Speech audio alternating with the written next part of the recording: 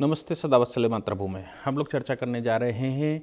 केजरीवाल के ऊपर दिए कुमार विश्वास के स्टेटमेंट, और उस स्टेटमेंट के आते ही दिल्ली में जिस प्रकार से चीज़ें पकड़ी गई हैं,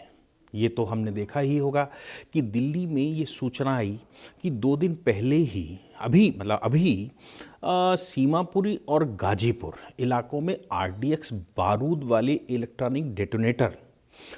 पाए गए हैं। दूसरा, हमने ये भी सुना होगा कि 2 दिन पहले अजीत डोभाल के घर में कोई घुस गया। हमने ये भी सुना होगा कि उज्जैन के महाकाल मंदिर में एक बुर्के वाली महिला ने जबरदस्ती घुसने का प्रयास किया और कहा कि जिन्न का आदेश था, मैं उसमें घुस रही थी। हमने ये भी देखा होगा कि ये सब क्या ये जो चल रहा है, और इसी समय पर अतीक अंसारी की बेल होना, इसी समय पर टेनी के बेटे की बेल होना, इसी समय पर ऑनरेबल सुप्रीम कोर्ट के द्वारा एक आदेश आ जाना, जिस आदेश में ये कहा जाना कि सीएए प्रोटेस्ट के दौरान जिन लोगों के लिए सम्मन जारी किए हैं या जिनसे रिकवरी की गई है, वो रिकवरी या तो उनको वापस की जाए और उनके खिलाफ मुकदमे वापस लिए जाएं, उनके नोटिस वापस लिए जाएं। ये सब आखिर चल क्या रहा है? क्या इनकी कोई इंटरकनेक्टिविटी इस समय उत्तर प्रदेश चुनाव या 5 राज्यों के जो चुनाव चल रहे हैं उसमें कोई इंटरकनेक्टिविटी है? इन 5 राज्यों के चुनाव में जो सबसे महत्वपूर्ण चुनाव है वो बॉर्डर स्टेट है। उत्तराखंड एक बॉर्डर स्टेट है, पंजाब एक बॉर्डर स्टेट है, ये गोवा एक बॉर्डर स्टेट है, और उत्तर प्रदेश एक महत्वपूर्ण स्टेट है। जब यहाँ चुनाव चल रहा है, इस चुनाव के बाद क्या कुछ गलत होने की संभावना है? एक बात तो ये आती है कि कुमार विश्वास ने जिस प्रकार से बात कही है, कुमार विश्वास का ऐसा मानना कि मैं इसलिए नहीं कह रहा हूँ कि मैं बीजेपी का समर्थन कर रहा हूँ या कांग्रेस का समर्थन कर रहा हूँ, मैं इसलिए कह रहा हूँ क्योंकि उस पार्टी का निर्माण हमने किया था और हमारे यहाँ जो बातें हुई और जिस प्रकार से अलग स्वतंत्र देश बनाने की बात केजरीवाल ने कही कि हम अलग स्वतंत्र देश की कल्पना कर सकते हैं, जिस प्रकार वो जिहादियों का या जिस प्रकार वो अलगाववादियों का साथ लेते हैं, पैसा लेते हैं, वहाँ से फंडिंग लेते हैं, वो सब बातें on record I. On record के बाद आम आदमी पार्टी ने ये कहा भी जाकर कि भाई इस वीडियो को रोक दिया जाए। वो वीडियो रोकी भी गई। बाद में उस वीडियो को चुनाव आयोग ने कहा कि इसमें कुछ गलत नहीं है, इसको जारी कर दिया जाए क्योंकि केजरीवाल का नाम नहीं लिया गया था। बात तो केजरीवाल की ही थी। लेकिन क्या ये सब कुछ इंडिकेट कर रहा है? अब देखिए, उत्तर प्रदेश का चुनाव, पश्चिमी उत्तर प्रदेश में 2 चरण के चुनाव हो गए, तीसरे चरण का चुनाव बिल्कुल सामने खड़ा है, हो रहा है। अब इसके बाद इसी सिचुएशन में आप सोचो कि मुख्तार अंसारी की बेल, क्या मुख्तार अंसारी की बेल कुछ समय टल नहीं सकती थी? मुख्तार अंसारी की बेल होने का मतलब कुछ और होता है। मुख्तार अंसारी के बेटे को जिस प्रकार समाजवादी पार्टी के घटक दल ने वहां टिकट दिया और साथ में स्टेटमेंट दिया राजभर ने कि भाई हमें तो ऐसे लोगों की जरूरत है, और मुख्तार अंसारी का बाहर निकल आना, ये आपस में कुछ संकेत देते हैं। और जैसा मैंने कहा कि केजरीवाल खतरनाक नहीं, बहुत खतरनाक व्यक्ति लगते हैं। क्यों लगते हैं? आपको याद होगा कि जिस समय अन्ना आंदोलन चल रहा था उस समय भी मैं स्टेटमेंट इस प्रकार के देने का पुराना हमारा वो रहा है, तो उस समय भी मैंने स्टेटमेंट दिया था, यूट्यूब के चैनलों पर पढ़ा भी होगा। मैंने कहा था कि केजरीवाल शक्ल से मुझे ठीक नहीं लगते, और उस समय मैंने ये कहा था कि किसी भी देश में अगर कुछ गड़बड़ करवाना चाहती हैं इंटरनेशनल एजेंसियां, तो उनका एक मोड है, सामान्य आदमियों को पकड़िए, जो ज़्यादा महत्वाकांक्षी लोग हों उनको पकड़िए, जो राष्ट्रभक्त ना हों उनको पकड़िए, और उनके द्वारा किए गए कारनामों के आधार पर उनको इंटरनेशनल अवार्ड देना शुरू करिए, और इंटरनेशनल अवार्ड देकर उनको फेमस करवाइए, और उनके ही अपने देश में उनका औहदा बढ़ाइए, और उसके बाद उनको इंटरनेशनल सेमिनारों में बुलाकर मोटिवेट करिए, इंटरनेशनल सेमिनारों में बुलाकर उनको हिप्नोटाइज करिए, और उनको देश के अंदर क्या गड़बड़ कर सकते हैं ऐसा करने के लिए पूरी शक्ति दीजिए और पूरा माइंड दीजिए, और ऐसी जगहों पर बुलाकर इनको फंडिंग भी कीजिए। रॉकफेलर ब्रदर्स बड़ी कंपनी थी।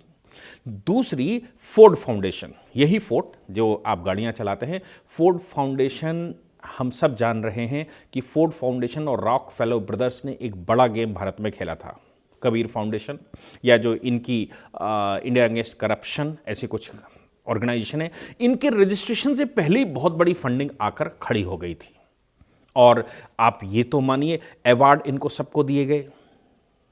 और इन अवार्डों के माध्यम से इनको बड़ा किया गया। फिर ये आंदोलन, देश में आक्रोश कांग्रेस के खिलाफ था ही, भ्रष्टाचार से देश जूझ ही रहा था, देश में बड़ा भारी आक्रोश। उसके पीछे से बीजेपी वाले उस समय समझ नहीं पाए और जब अन्ना आंदोलन चल रहा था तो अन्ना आंदोलन को बड़ा करने का काम बीजेपी ने किया था, क्योंकि उनको लगा था सही कॉज पर यह लड़ाई हो रही है और जो कोई भी आगे बढ़कर लड़ रहा है उस पर हमें सहयोग करना चाहिए। लेकिन वो एक बड़ी साजिश थी।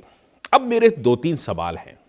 और फिर उसके बाद मैं बताऊंगा कि वाकई में सरकार गिरने के बाद क्या होता है, सरकार गिरने के बाद क्या होता है। मेरा सवाल यह है कि अब क्या मी लॉर्ड या हमारे ऑनरेबल कोर्ट, मैं ये कहता हूं कि अगर कुमार विश्वास झूठ बोल रहे हैं, क्योंकि ये बहुत बड़ी बात, ये देशद्रोह नहीं है, ये बहुत बड़ा प्रकरण है जो कुमार विश्वास बोल गए, तो कुमार विश्वास अगर झूठ बोल रहे हैं तो कुमार विश्वास का क्या इन्वेस्टिगेशन नहीं होना चाहिए? और कुमार विश्वास अगर सही बोल रहे हैं तो केजरीवाल का इन्वेस्टिगेशन नहीं होना चाहिए? इस पर गहराई से चीजें बाहर क्या नहीं निकलनी चाहिए? केजरीवाल की जो हरकतें दिल्ली में रही हैं, वो हरकतें तो साफ ये बताती हैं कि वो किस प्रकार के स्वभाव के हैं। और मस्जिदों को जिस प्रकार से उन्होंने पेंशन देना शुरू किया है, मस्जिदों को जिस प्रकार से वो सैलरी देते हैं, या वहाँ चर्चों के विषय में स्टेटमेंट देते रहते हैं। दिल्ली में जो शाहीन बाग का प्रकरण आया वो हमने सबने देखा होगा, फ्री बांटकर दिल्ली को आकर्षित करना और उसके बाद दिल्ली में ये सब कुछ करना। अब देखिए, पंजाब में चुनाव है, दिल्ली में शराब सस्ती कर दी गई है और शराब इतनी सस्ती कर दी गई कि शराब पर बहुत सारे अवार्ड कर दिए गए हैं कि शराब जो है वो 30% कोई ब्रांड, 40% कोई ब्रांड, कुछ ब्रांड तो ऐसे भी लोगों ने कहा कि भाई वो एक पर एक फ्री। इस चुनाव के समय पर स्कूलों के बगल में लगातार वो ये आबकारी के ठेके खोल दिए गए हैं। क्या करना चाहते हैं केजरीवाल?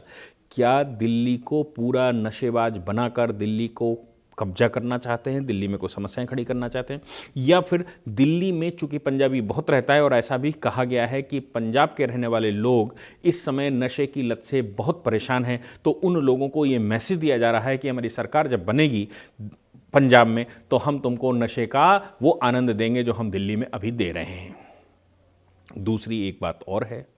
कि मेरा मानना यह है कि केजरीवाल अगर ये कह चुके हैं कुमार विश्वास के खिलाफ, कुमार विश्वास से कि होगा मैं अलगाववादियों से या जो खालिस्तानी हैं उनसे फंड ले रहा हूं, उनका सहयोग ले रहा हूं, उनके लिए काम कर रहा हूं या उनके साथ काम कर रहा हूं, तो हम पंजाब में सरकार बनाएंगे, नहीं तो हम स्वतंत्र एक देश बनाएंगे, उसके पहले प्रधानमंत्री बनेंगे। ये विषय उनकी हरकतें, उनके काम, उनके कारनामों से 100% मैच करती हैं और इसलिए मुझे लगता है कि केजरीवाल को रोकना ये पुलिस का काम है, ये प्रशासन का काम है, ये कोर्ट का काम है। और जैसे केजरीवाल ने उनके बाद स्टेटमेंट दिया और उन्होंने कहा कि ये जो हमारे खिलाफ षड्यंत्र चल रहा है एनआईए लगाना चाहते हैं, क्योंकि उनको मालूम है कि जो वो कर रहे हैं उसका इन्वेस्टिगेशन एनआईए ही करेगी और एनआईए ने इन्वेस्टिगेशन किया तो वो 100% फंस जाएंगे और जीवन भर के लिए जेल में रहेंगे। इसलिए वो अभी प्रोटेक्शन के रूप में ये कहना शुरू कर दिया है उन्होंने कि एनआईए मेरे पीछे ये लगाना चाहते हैं, एनआईए इन्वेस्टिगेशन करेगी, इसमें कोई शक नहीं। दूसरी बात यह आई कि जैसे राघव चड्ढा ने बयान दिया, मैं इसलिए कुमार विश्वास का कुछ पक्ष मानकर चलता हूं, हालांकि पार्ट ऑफ इन्वेस्टिगेशन होना चाहिए, इन्वेस्टिगेशन होना चाहिए और एनआईए का इन्वेस्टिगेशन होना चाहिए। जो कह रहे हैं केजरीवाल वो बिल्कुल सच कह रहे हैं कि एनआईए का इन्वेस्टिगेशन होना चाहिए। लेकिन जो बात कही गई है राघव चड्ढा के द्वारा कि भाई अभी तक क्यों सो रहे थे, तो आपको पता है उन्होंने क्या कहा? राघव चड्ढा के इस बयान के बाद कुमार विश्वास ने पलटवार करते हुए ये कहा कि मैं चिंटुओं से बात नहीं करना चाहता, अगर मैं गलत कह रहा हूं तो उनको स्वयं बात करनी चाहिए। केजरीवाल आमने सामने बैठकर बात करें, आंख मिलाकर बात करें, मैं बताऊंगा कि तुम्हारे क्या मंसूबे हैं और तुम क्या गलत करना चाहते हो देश के साथ। उन्होंने कहा कि पंजाब कोई राज्य नहीं है, पंजाब एक विरासत है,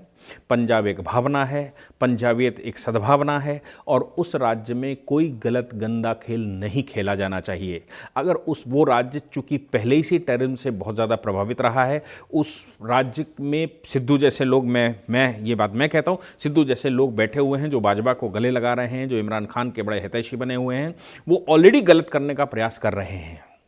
और ऊपर से केजरीवाल फ्री का फॉर्मूला बताकर पंजाब राज्य को क्या आग में झोंकना चाहते हैं, ये बात कुमार विश्वास की बात से बिल्कुल साफ नजर आती है। इसलिए इस विषय पर मुझे लगता है माइलॉर्ड कोर्ट को स्वयं संज्ञान लेना चाहिए, एक इन्वेस्टिगेशन, डिटेल्ड इन्वेस्टिगेशन लगानी चाहिए, क्योंकि एक राज्य के मुख्यमंत्री के ऊपर एलिगेशन लगाए गए हैं और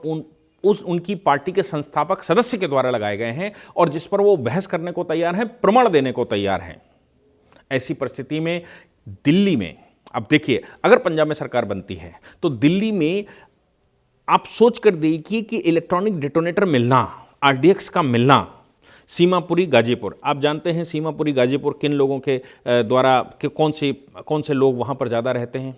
ये पूरी दिल्ली को मालूम है कि वहाँ पर एक पार्टिकुलर मजहब को मानने वाले लोग रहते हैं। फिर उस मजहब के साथ ये क्या करना चाहते हैं। चांदबाग हमने देखा ही होगा कि किस प्रकार से अंकुर शर्मा के मर्डर केस में क्या नहीं किया गया उनके एक प्रतिनिधि के द्वारा।